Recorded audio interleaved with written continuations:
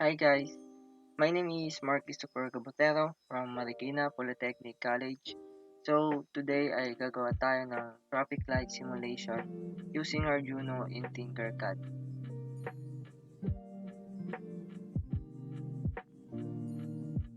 So ang una natin gagawin is pumunta ng Google at i-search ang Tinkercad. As you can see, lalabas siya sa unahan. I-click lang natin yon. Dito is lalabas ay sign up and login.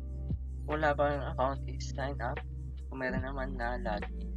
So, pinili ko dito is login at pinili ko ay personal account using Gmail account. Siyempre, pagtas nyo mag-login is i-click nyo lang itong create. May lalabas yun na 3D, circuit, etc. So, ang pipiliin natin is circuit. Dito papalitan ko lang ng name ng traffic light dahil traffic light simulation ang gagawin natin. First na components na need is Arduino. Yan, i-rotate ko lang kung saan kayong comfortable na position ng components, kayo na bahala. Next is breadboard. Siyempre, kung ano din comfortable na ginagamit nyo. May small, mini. Next is LED. Ang need natin na LED is tatlo. Yan. Then resistor. Tatlo ring resistor.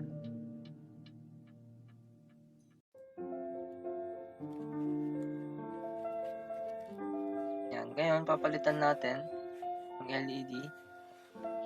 Different color. Siyempre, need natin ng red, yellow, and green for traffic light simulation. Then, ang need na value sa resistor natin is 1k ohm. Same lang silang tatlo ng value. So, ilalagay na natin yung LED sa breadboard.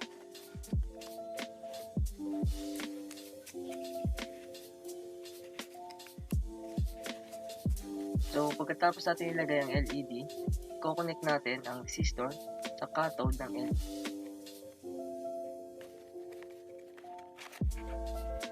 Yan. Pagtapos natin i-connect ang tatlong resistor sa cathode ng tatlong LED, mag-wiring naman tayo papuntang negative. Yan. Kung i-actual nyo to, pwede kayong gumamit ng jumper wire. Then, pagkatapos natin i-connect sa negative ng breadboard, is i-connect natin siya sa ground ng Arduino.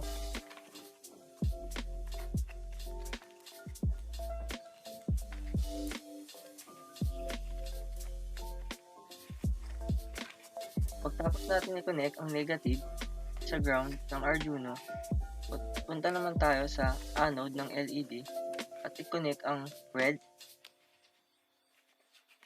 sa Arduino D1.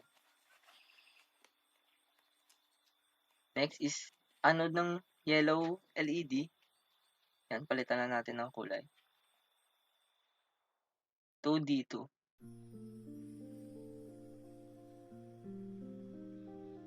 Next is green.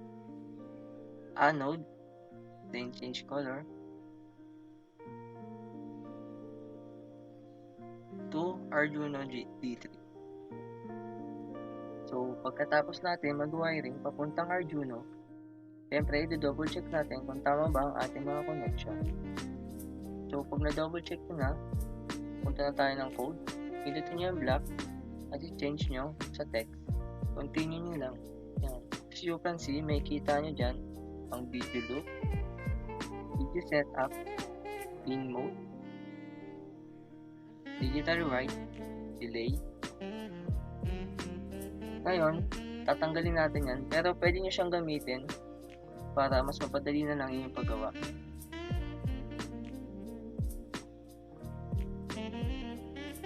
So, magsisimula ako sa una. Siyempre, una natin type is void setup, then bracket. Next is maglagay tayo ng curly brace, then pin mode,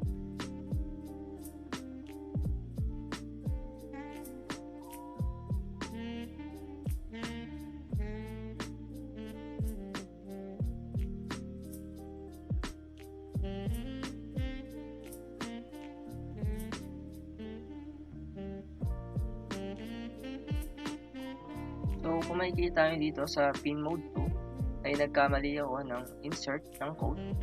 Kung makikita nyo is out ang aking nilagay.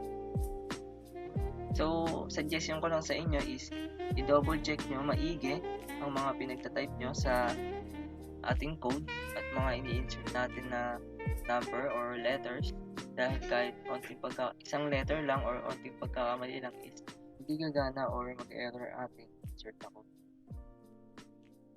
Dito is pinas-forward ko lang dahil nagkamali ako dito. Yan, try ko i-play simulation pero yan, nag-read ng error. So, dito tataka ako. Sabi ko, ano nalagay kong mali?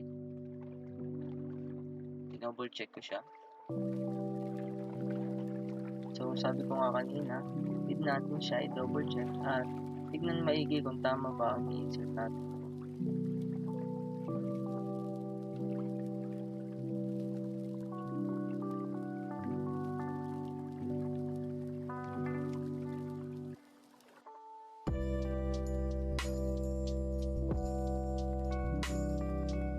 Pagtapos ko, palitan nyo ng mga nag-error na code, in-start simulation ko agad para malaman kung tama na ba ang mga in-insert ko na code.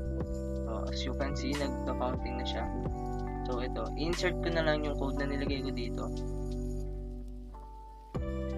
Yan. Then, click the start simulation. Yan, nakita nyo may ilaw ang red LED.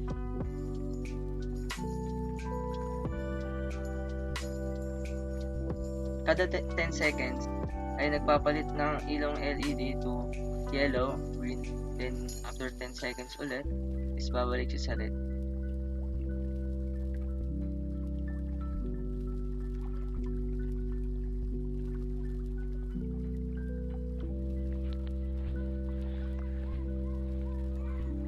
So, pwede natin palitan yung time, depende sa gusto nyo. So, pinalitan ko yung yellow dito ng 5,000 milliseconds para mabilis ang counting. So, ang equivalent ng 10,000 milliseconds is 10 seconds. Then, 5,000 milliseconds is 5 seconds. And as you can see, 5 seconds lang ang counting ng yellow kumpara sa red and green. Yan, success ng ating traffic light simulation. So, may dadagdag lang ako. Dito pala may kita ang schematic diagram ng traffic light simulation. Insert na lang dito ang image niya para mas palitan. At may dadagdag lang ulit ako. Dito, kita nyo traffic light with 7 segments. Yan, ipapakita ko lang sa inyo kung ano ang wiring at schematic diagram ng 7 segment na traffic light.